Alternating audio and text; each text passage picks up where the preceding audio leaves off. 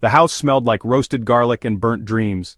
I had just finished setting the table, cloth napkins, the good silverware, the wine glasses we got for our 10th anniversary. Lillian always liked things just so. For years I had played the part, the dutiful husband, the reliable father, the man who came home every night, who never raised his voice, who swallowed his pride like a bitter pill because that's what good men do. But tonight was different. I could feel it in the air, thick like storm clouds before the downpour. Lillian sat across from me, her manicured fingers tapping the rim of her wine glass. She was still beautiful, sharp cheekbones, honey blonde hair, that effortless elegance that had drawn me to her 20 years ago, but now her eyes were cold, calculating. Daniel, our 18-year-old, slouched in his chair, scrolling through his phone like the conversation hadn't even started.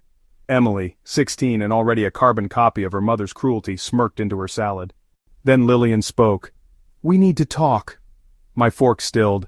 That phrase never led anywhere good. She took a slow sip of wine, letting the silence stretch until it was suffocating. Then, without a shred of remorse, "I've been sleeping with someone else." The words landed like a knife between my ribs. I should have seen it coming. The late nights at the office, the sudden interest in her appearance again, the way she flinched when I touched her. But denial is a powerful drug. I swallowed hard. "Who?" She waved a hand like it didn't matter. "Mark, from the gym. Mark, 6'2", ripped, 10 years younger than me." Of course. I clenched my jaw, waiting for the apology, the tears, the begging for forgiveness. Instead, she smirked. And honestly, it's been liberating. She leaned forward, her voice dropping to a venomous whisper. "I need a real man." The air left my lungs. Daniel snorted. "Yeah, Dad, you're kind of a joke." Emily giggled. "Mom's right, you're just weak." The room spun. My own children, my own flesh and blood, looking at me like I was nothing. Like I had always been nothing. For 20 years I had given them everything. Worked myself to the bone so Lillian could have her designer handbags, so the kids could go to private school, so we could live in this goddamn house with its marble countertops and its hollow, loveless halls. And this was my reward. A knife in the back, a smirk, a chorus of laughter. Something inside me snapped. Not anger, not sadness, clarity. I set my napkin down carefully, my hands steady despite the hurricane in my chest. Then I smiled. Not the weak, placating smile they were used to. This one was different. This one was a promise. Lillian's smirk faltered. "What's so funny?" I didn't answer. Just stood, grabbed my car keys from the counter and walked toward the door. "Where are you going?" Emily demanded. "He'll be back," Lillian scoffed. "He always comes back." I paused in the doorway, the night air cool against my skin. "No," I said softly, "I won't." And then I left. Behind me, the house was silent. For the first time in years, so was my mind. Because the game was over and they had no idea what was coming. Day 1, the hotel room. The hotel was cheap. The kind of place where the sheets smelled like bleach and the air conditioning rattled like a dying engine. I didn't care. I needed to disappear. I sat on the edge of the bed staring at my phone. No notifications. Good. Lillian probably thought I'd come crawling back by morning. She'd done this before. Pushed, prodded, then watched me fold. But not this time.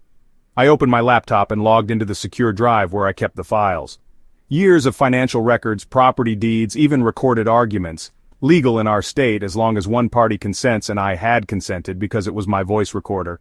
I sent an encrypted email to my lawyer, Graves. Initiate Phase 1. Day 3, the first crack. My phone buzzed. A text from Emily. "Dad, where are you? Mom's freaking out." I didn't reply. Instead, I pulled up the joint bank account. $12,000, half mine, half hers. I transferred my half to an offshore account I'd set up years ago, just in case.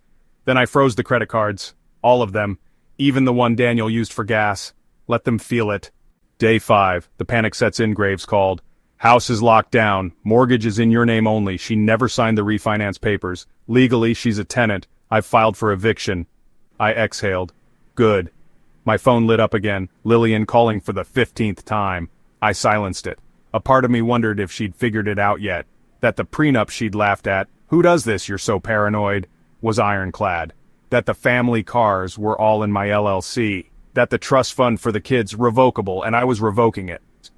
Day 7. The first voicemail. Lillian's voice, sharp with anger. "What the hell is going on? The credit cards are declined. The bank says I can't access the accounts. You think you can just..." Click. I deleted it, but then another. This time, her voice wavered. "Please, just talk to me." I almost laughed. Now she wanted to talk? Day 10. The kids realized Daniel called.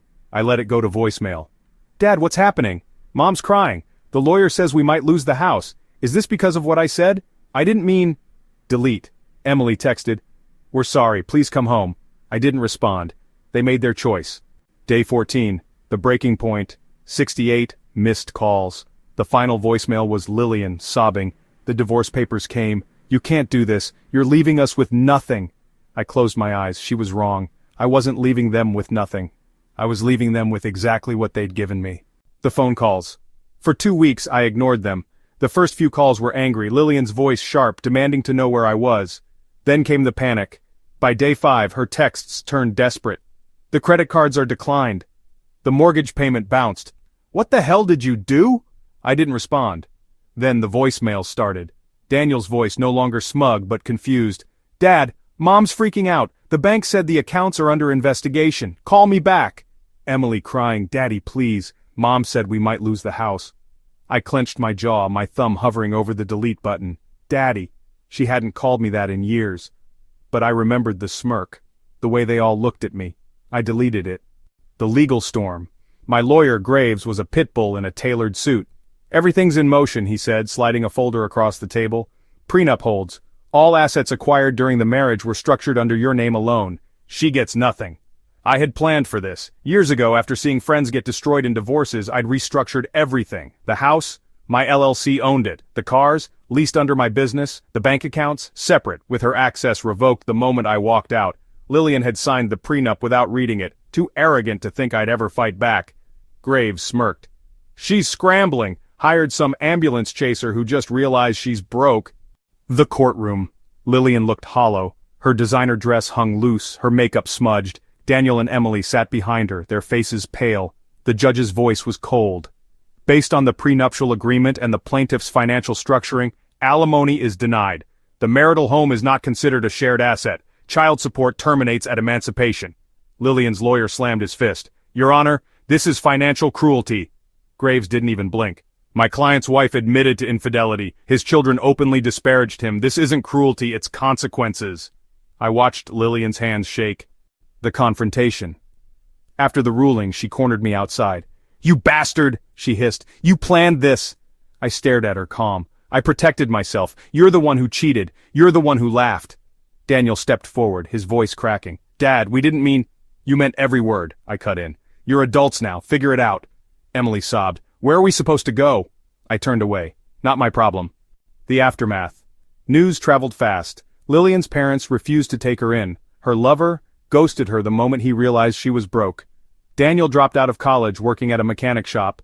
Emily moved in with a friend's family. Lillian, last I heard she was renting a studio apartment working retail. Some people called me ruthless. But they didn't see the smirk. They didn't hear the laughter. They didn't feel the knife in their back. Months later, I stood in my new penthouse, the city lights glittering below. My phone buzzed, another call from Emily. I silenced it. They made their choice. And now, they lived with it. The end.